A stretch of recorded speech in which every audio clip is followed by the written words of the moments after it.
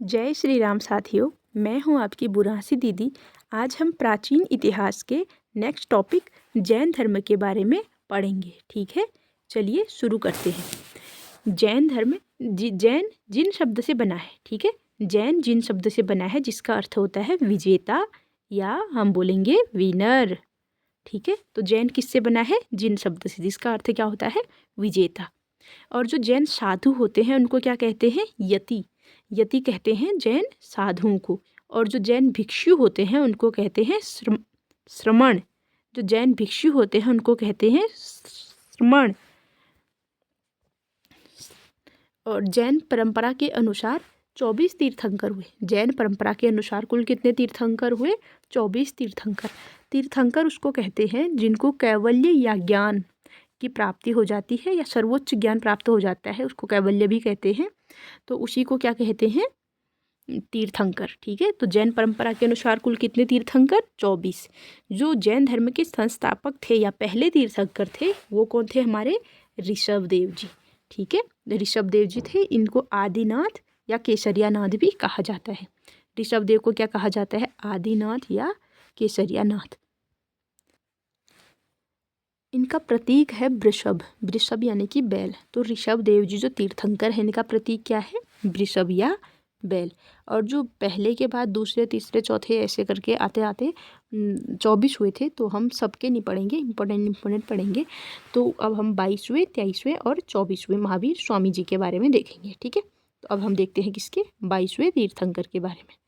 तो 22वें तीर्थंकर कौन थे? अरिष्ट नेमि। अरिष्ट नेमि थे कृष्ण भगवान के समकालीन। अरिष्ट नेमि क्या थे? कृष्ण के समकालीन। तो ऋषभ देव जी का जैसे प्रतीक चिन्ह वृषभ था, वैसे ही अरिष्ट नेमि का ये प्रतीक क्या होता है? शंख। शंख यानी कि जिससे पूजा करते समय बजाते हैं या युद्ध के समय शंखनाद किया जाता था, जो वह शंख किनका है? अरिष्ट नेमि जी का प्रतीक चिन्ह है। फिर 23वें तीर्थंकर आते हैं पार्श्वनाथ जी। पार्श्वनाथ जी, इनके पिता का नाम अश्वसेन। जो इनके पिता थे पार्श्वनाथ के, वो अश्वसेन काशी के राजा थे। अश्वसेन क्या थे? काशी के राजा थे। इनकी माता वामा थी। इनकी माता का नाम वामा था। और पार्श्वनाथ जी का प्रतीक क्या है? सर्पफण यानी कि सांप। सांप किनका है?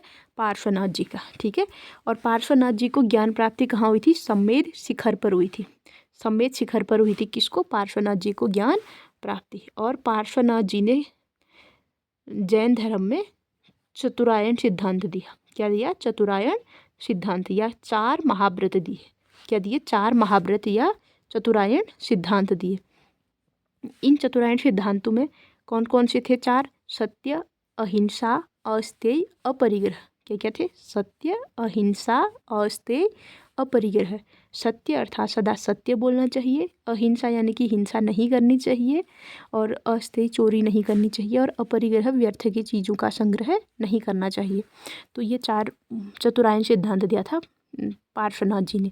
फिर इन्हीं चतुरायन सिद्धांतों में एक सिद्धांत और जोड़ देते हैं जो जैन धर्म के 24वें तीर्थंकर हैं या वास्तविक तीर्थंकर बोलेंगे, महावीर स्वामी।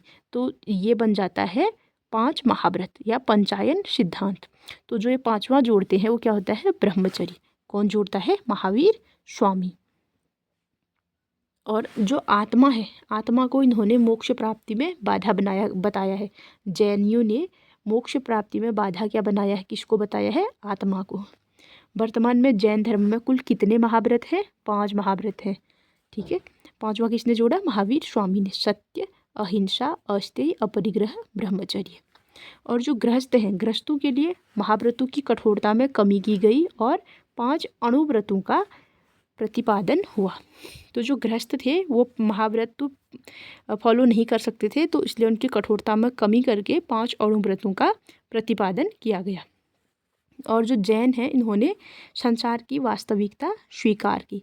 संसार की वास्तविकता स्वीकार की, लेकिन इन्होंने ईश्वर और वेदों को नहीं माना। इन्होंने ईश्वर और वेदों की प्रामाणिकता को नहीं माना। जैनियों ने, इन्होंने संसार की वास्तविकता को स्वीकार किया। और जो किसान वर्ग था, इनका जैन धर्म की ओर विशेष रुझान नहीं हुआ, क्योंकि जब किसान खेती करते हैं तो खेती में अनायास ही हिंसा हो जाती है, जैसे कीड़े मकोड़ों की मृत्यु आदि। तो इसीलिए इन्होंने इनका जैन धर्म की ओर कोई विशेष रुझान नहीं था। युद्ध और कृषि दोनों को वर्जित कहा गया जैन धर्म में। युद्ध और कृषि दोनों को वर्जित कहा गया क्योंकि दोनों में जीवों के प्रति हिंसा होती है। एक किताब है आचारांक सूत्र। आचारांक सूत्र करके एक किताब है जिसमें जैन धर्म के जैन भिक्षुओं के आचार और नियमों का उल्लेख है। जैन भिक्षुओं के आचार और नियमों का उल्लेख है किसमें? आचारांक सूत्र में। अब हम पढ़ेंगे सबसे महत्वपूर्ण महावीर स्वामी जी के बारे में।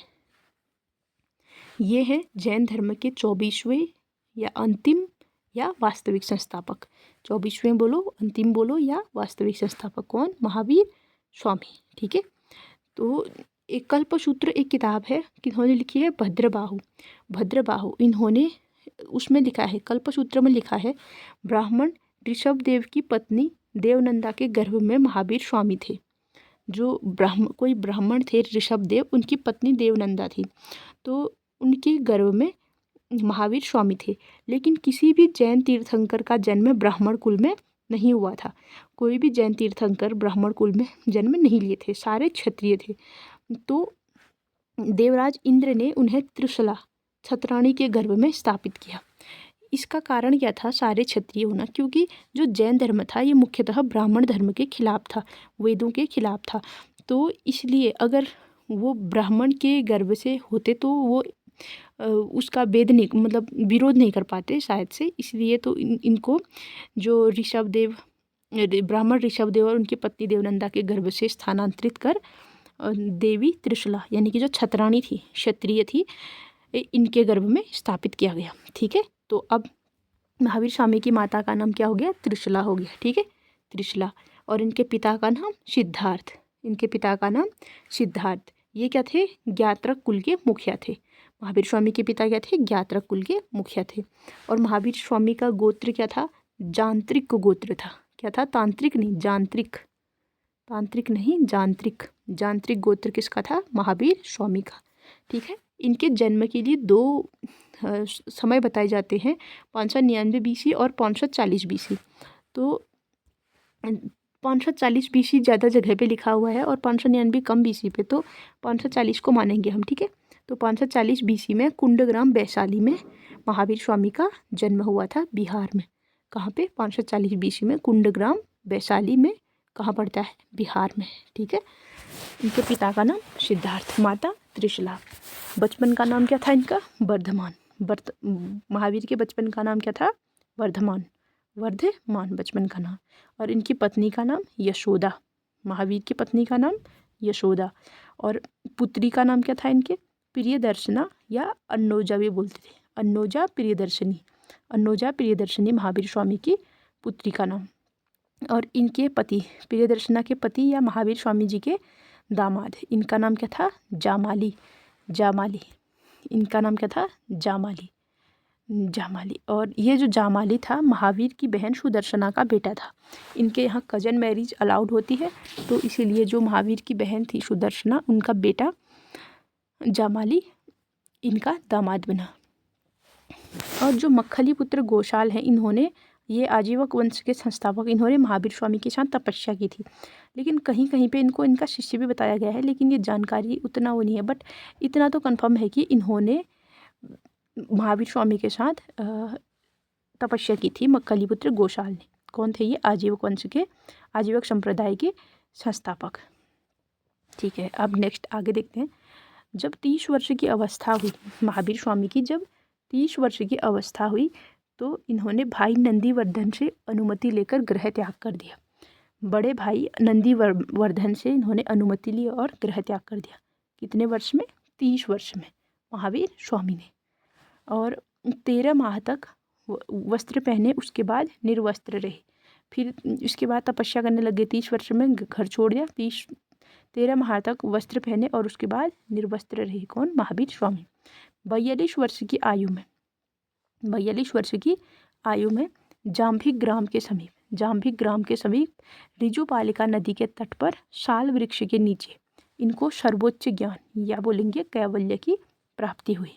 कहाँ पे? जाम्भिक ग्राम के समीप, जाम्भिक ग्राम के समीप ऋजुपालिका या पुनपुन नदी भी बोलते हैं कई स्थानों पे, जाम्बिक ग्राम के समीप ऋजुपालिका या पुनपुन नदी के किनारे साल वृक्ष के नीचे महावीर को कैवल्य की प्राप्ति हुई या सर्वोच्च ज्ञान प्राप्त हुआ।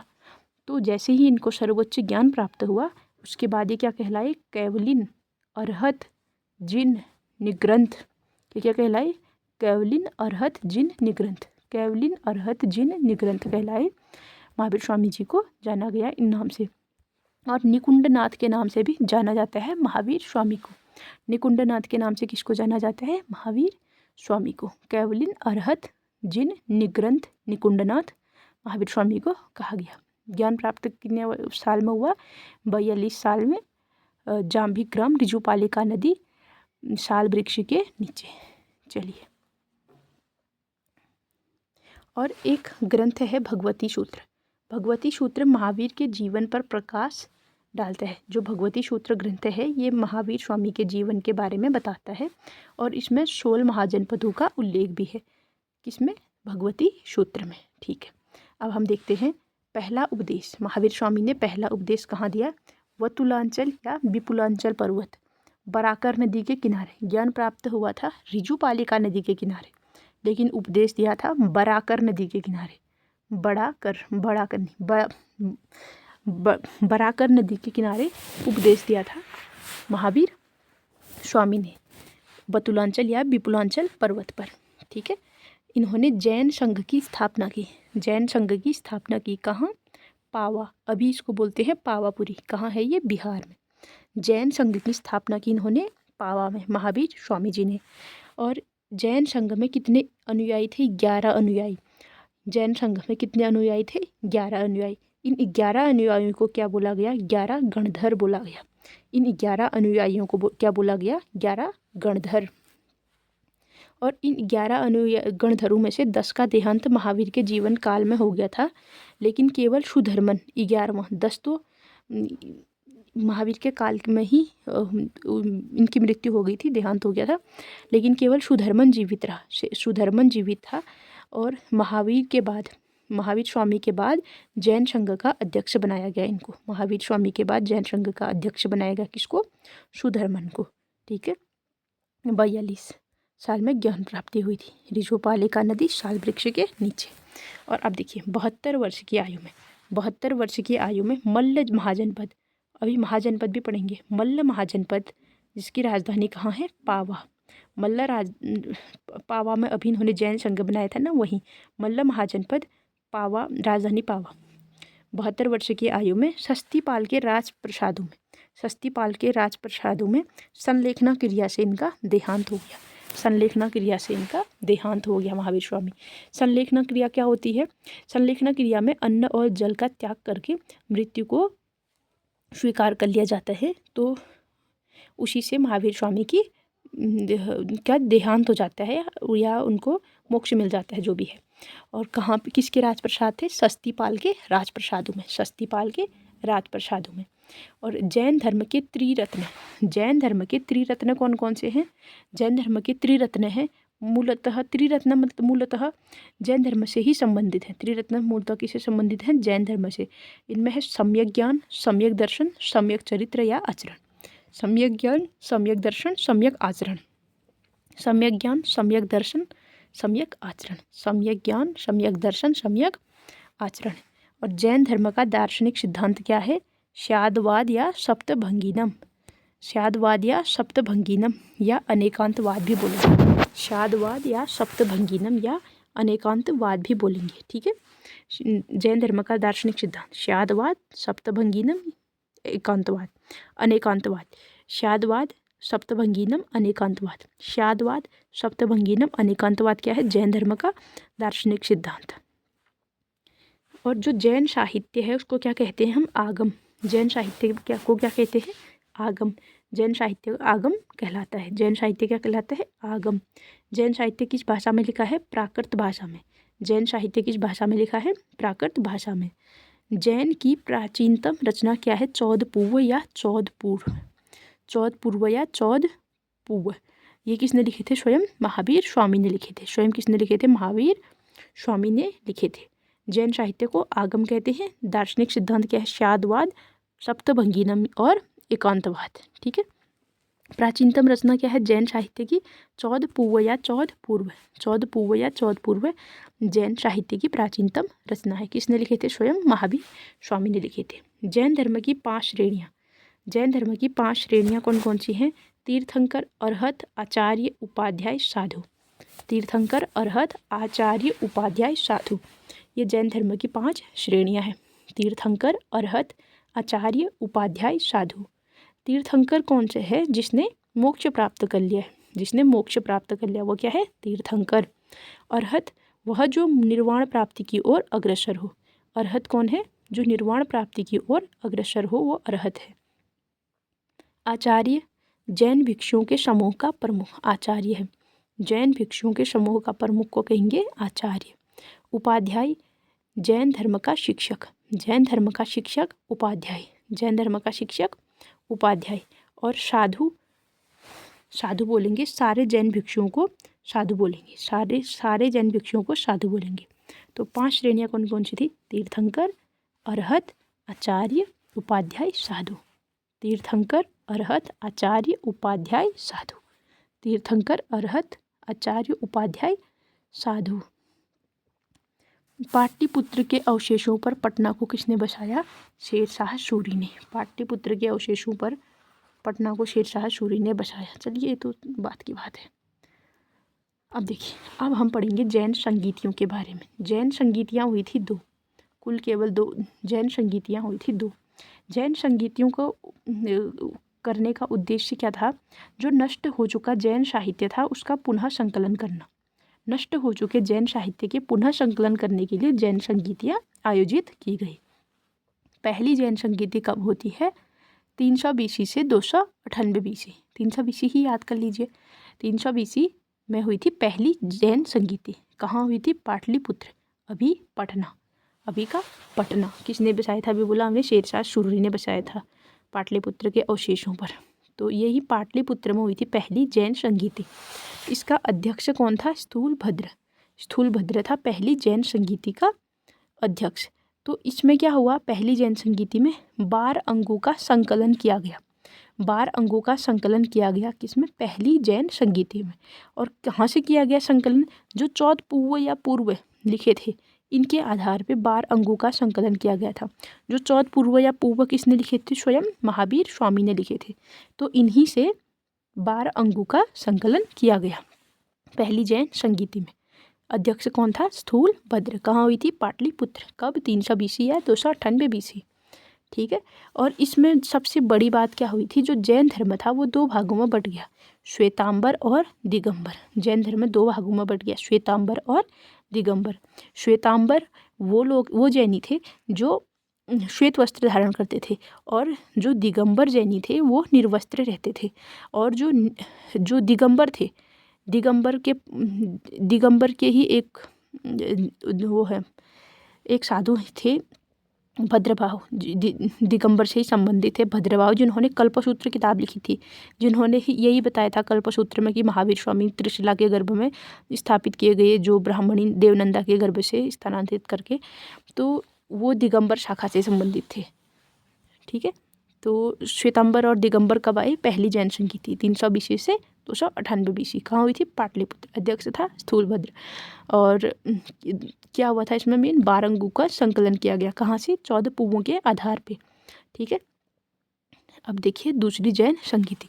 दूसरी जैन संगीति कब हुई थी? 512 AD। पहली हुई थी 300 BC, ये 512 AD। वो 300 ईसा पूर्व हुई थी, ये 512 ईस्वी में हुई, मतलब बहुत बाद में हुई। और पहली हुई थी पाटलिपुत्र में, दूसरी होती है वल्लभी गुजरात में, दूसरी हुई थी वल्लभी गुजरात में। और दूसरी जैन संगीति में अध्यक्ष कौन थे? देवार्थिगण क्षमा श्रवण। देवार्थिगण क्षमा श्रवण दूसरी जैन संगीति के अध्यक्ष थे। ये श्वेतांबर के आचार्य थे। ये क्या थे? श्वेतांबर के आचार्य। श्वेतांबर और दिगंबर में बढ़ चुका था ना जैन धर्म पहली संगीति में। और तो इसमें जो देवार्थिगण क्षमा श्रवण जो इसके अध्यक्ष बनाए गए वो श्वेतांबर शाखा से बिलोंग करते थे। इसमें क्या हुआ? इसमें हुआ 12 अंगों के आधार पे, जो 12 अंग लिखे गए थे 14 पूर्वों के आधार पे, उनके आधार पे 12 उपांगों का संकलन किया गया। 12 अंगों के आधार पे 12 उपांगों का संकलन किया गया। कुल मिला के जो बिखरे ग्रंथ थे उनका भी संकलन किया गया दूसरी जैन संगीति में। ठीक है, और तो अब बताएंगे दूसरी जैन संगीति में अध्यक्ष कौन था? देवार्तिगण क्षमाश्रमण। और कहाँ हुई थी? बल्लभी, गुजरात में। पहली हुई थी पाटलिपुत्र में, पहली में अध्यक्ष था स्थूलभद्र। चलिए अब देखते हैं इसमें एक एक है जो ऋषभदेव थे। ऋषभदेव यानी कि जैन धर्म के संस्थापक। जैन धर्म के संस्थापक जो ऋषभदेव थे उनके पुत्र थे गोमतेश्वर बाहुबली। गोमतेश्वर बाहुबली थे इनके पुत्र ऋषभदेव के। इनकी मूर्ति का निर्माण किया गया। इनकी मूर्ति का निर्माण किया गया किसने किया? गंग वंश के शासक राजमल चतुर्थ के मंत्री चामुंडराय। गंग वंश के शासक राजमल चतुर्थ के मंत्री चामुंडराय ने श्रवणबेलगोला कर्नाटक में, ये वही है जहाँ पे संलेखना पद्धति से इन्होंने ना संलेखना नहीं, उनका तो वहाँ हुआ था, पावा में हुआ था, हाँ मल्ल में हुआ था ना श्रवणबेलगोला कर्नाटक। श्रवणबेलगोला में वो चंद्रगुप्त मौर्य करता है संलेखना पद्धति से श्रवणबेलगोला में चंद्रगुप्त मौर्य की होती है मृत्यु, क्योंकि वो भी जैन धर्म को अपना लेता है ना बाद में। तो ये जो गोमतेश्वर बाहुबली थे ऋषभदेव के पुत्र थे। इनकी मूर्ति बनाई किसने? चामुंडराय ने। किसके मंत्री थे? गंग वंश के शासक राजमल चतुर्थ के मंत्री थे। कहाँ बनाई? श्रवणबेलगोला कर्नाटक में। और इनको जो गोमतेश्वर बाहुबली है इनको महामस्तकाभिषेक होता है। इन्हें दूध और फूल चढ़ाए जाते हैं इसमें। ठीक है, और जो बोधिसत्व पद्मपाणि का चित्र मिलता है, कहाँ से मिलता है? अजंता से। बोधिसत्व पद्मपाणि का चित्र मिलता है अजंता से। सर्वाधिक प्रसिद्ध और प्राप्त चित्रकारी है कौन सी? ये बोधिसत्व पद्मपाणि। कहाँ से मिलता है चित्र? अजंता में। ठीक है, एक बार संगीतियाँ दोबारा से देख लेते हैं। एक ट्रिक बनाई है। फर्स्ट जैन पतली स्थूल, सेकंड जैन बल्लभ क्षमा। पहली जैन संगीति में पाटलिपुत्र में हुई थी, स्थूलभद्र अध्यक्ष थे। दूसरी जैन संगीति बल्लभी गुजरात में हुई थी, क्षमा श्रवण अध्यक्ष थे। देवार्तिगण क्षमा श्रवण। पहली हुई थी 300 BC, दूसरी हुई थी 512 AD एनोडोमिनी। ओके, चलिए आगे देखते हैं। अब जो श्वेतांबर और दिगंबर में बटा था द्वितीय संगीति हुई थी जब, तो इसमें देखेंगे जो श्वेतांबर में का समर्थन किसने किया और दिगंबर का समर्थन किसने किया। श्वेतांबर को स्थूलभद्र ने शुरू किया था। स्थूलभद्र कौन थे? पहली जैन संगीति के जो अध्यक्ष थे वो कौन थे? ये स्थूलभद्र।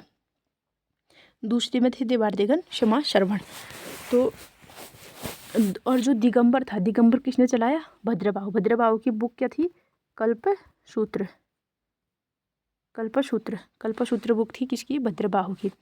और जो श्वेतांबर थे वो क्या करते? श्वेत अंबर यानी कि श्वेत वस्त्र पहनते थे, और जो दिगंबर थे वो निर्वस्त्र रहते थे। और श्वेतांबर जैनों के अनुसार महिलाओं को मोक्ष मिल सकता है, लेकिन दिगंबरों के अनुसार महिलाओं को मोक्ष नहीं मिल सकता है। श्वेतांबरियों के अनुसार महिलाओं को मोक्ष मिल सकता है, लेकिन दिगंबर में महिलाओं को मोक्ष नहीं मिल सकता है। और श्वेतांबर धारा के अनुसार महावीर स्वामी विवाहित थे।